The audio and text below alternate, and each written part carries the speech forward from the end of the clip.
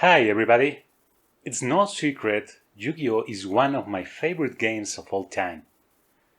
As many players, I have had seasons where I step aside and then come back. I recognize the game today is really different from what it was at the beginning, but it's only natural for a game to evolve. I don't see a game being played for so many years without changing it to keep it interesting and alive in the community. We have been introduced to many summon mechanics and master rules. I could only imagine that's a good thing, right? But when one of your core mechanics gets obsolete, I think there's a red flag. I don't want to make extensive videos or wall text trying to explain if the game we all love should be fixed or how it could change to appease most of the complaints we read every day on groups and forums. So I will break it by what, in my opinion, is hurting Yu-Gi-Oh! Being it TCG or Master Duel. In this episode, I will focus on the meta and the power creep. I understand why some players get so frustrated by playing against meta. After you play against the same deck 4 times in a row, it begins to feel tiresome and boring, even if your deck can stand a chance against it. But the problem increases only when the victory condition in the meta is to not let the other player do a thing. And it can be achieved on turn 1. The answer from competitive players is most of the times just get good, play a good deck, if you really want to compete. I also understand why they think that way. All competitive games, card games or video games, have the same standards when it comes to competitive playing. Let's compare it with a car race. It's not just about the skill. You need to have a good car to stand a chance in winning the race. In the same way, you need good cards to win in the game. But what would happen if there is a car that is just so fast that can win the race in one lap? Wouldn't it be boring for many people? Why would other cars owners even bother trying to compete?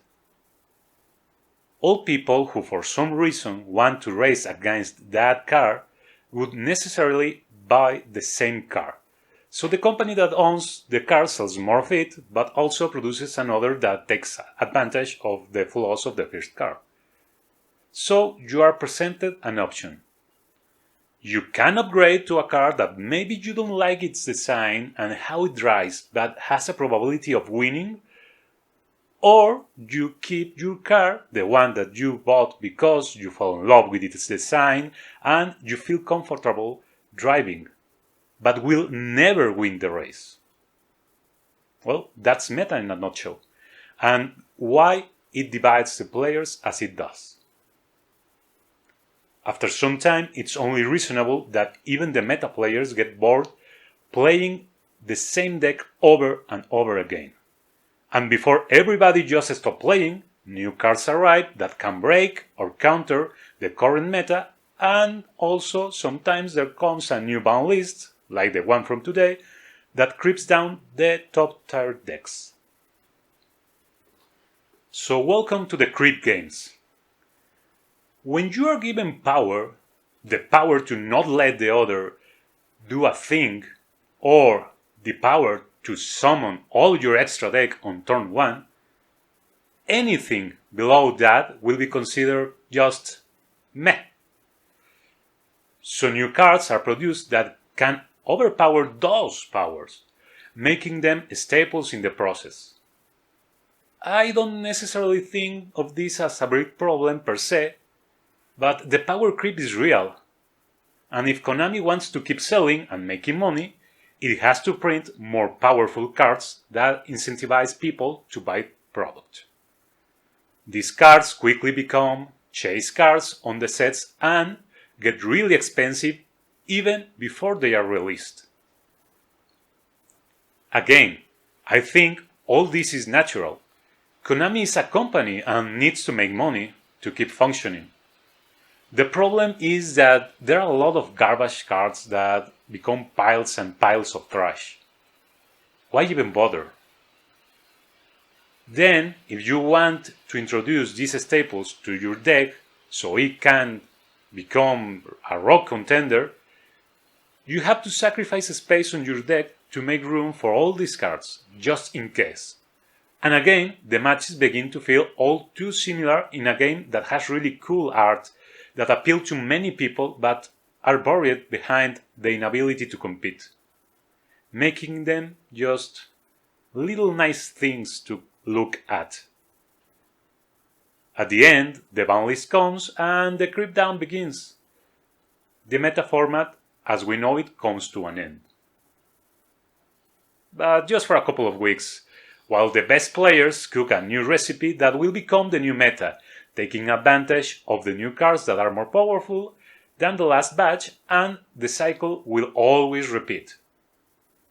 This is meta, and sadly, let me break it down for you, there is no way to fix the establishment and cycle of a meta in a competitive environment. Even if we tore apart the entire game and remake its core mechanics, the best players would always find a way to come up with the top cards that work with that set of rules. It will always happen and it is inevitable. But I believe we can make them suffer and think of ways to make more diverse formats. Will we be able to come up with ways to bridge the competitive and casual and take the games to new heights? Well, I'll keep you posted. Meanwhile, you can comment down below what you consider is the most frustrating thing in the current Yu-Gi-Oh!